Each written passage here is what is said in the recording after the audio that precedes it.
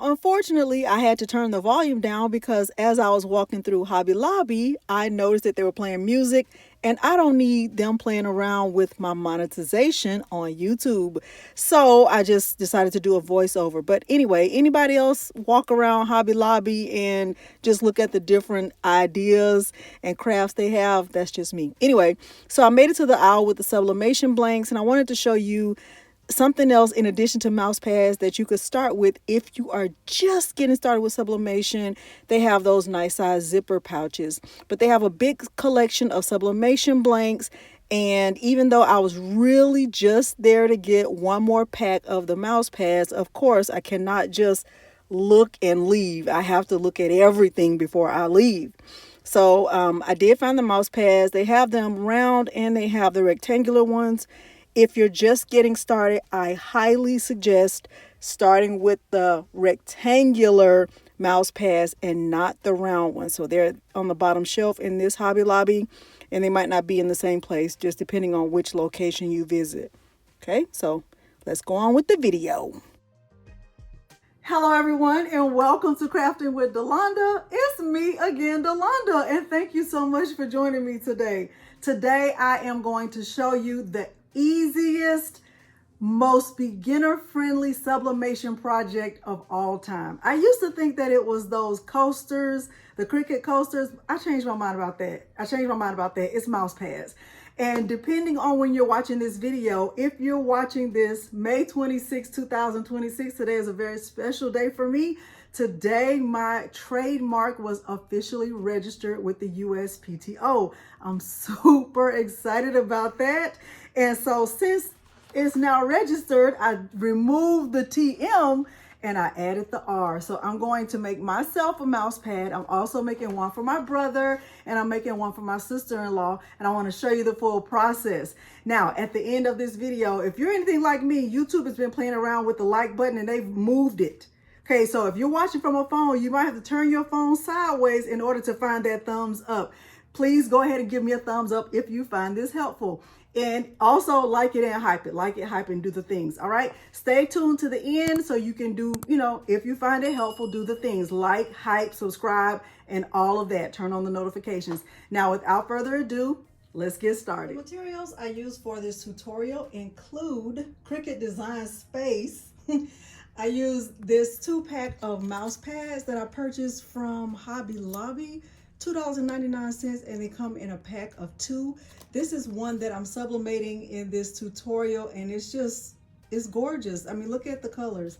I use my Epson EcoTank 15,000 that has sublimation ink inside. I use Cricut heat resistant tape, this big Evercare lint roller, butcher paper, and A-Sub sublimation paper. The heat press that I use is the HTV Ront Auto Heat Press 2 that is back there. Without further ado, let's go into Cricut Design Space, and I'll just give you my tips and tricks along the way if you're planning to do this. Please make a note that you will hear my DTF printers because I'm going to be running them while I am going through this tutorial. I'm in Cricut Design Space, and this is my sister-in-law's logo. And what I'm going to do first is just grab a rectangle, the one that has the curved corners, even though in this case it doesn't matter. I am just resizing it to match the size of the mouse pad that I'm using from Hobby Lobby. I suggest you do the same thing for whatever size you purchase.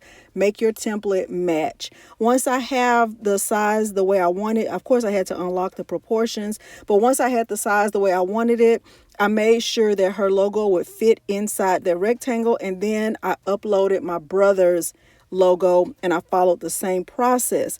After having the sizes correct, it was time to just go ahead and get them both printed out.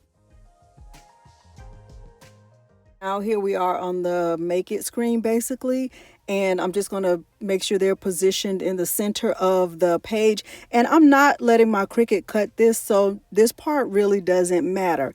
I am using 8.5 by 11 sized A-Sub sublimation paper. I'm going to navigate to my Epson Eco Tank 15,000 that has sublimation ink inside. I'm turning off the ad bleed and I am using the system dialog.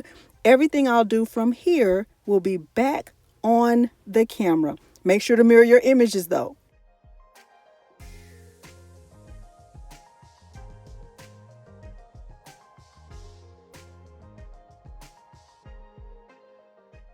Okay, I'm going to use 375 degrees Fahrenheit for 45 seconds. I'm going to use my super big lint roller and lint roll really quick. And then, you know what that is, I am going to cover this with butcher paper and do a 5-second pre-press. 5, 4, 3, 2, 1.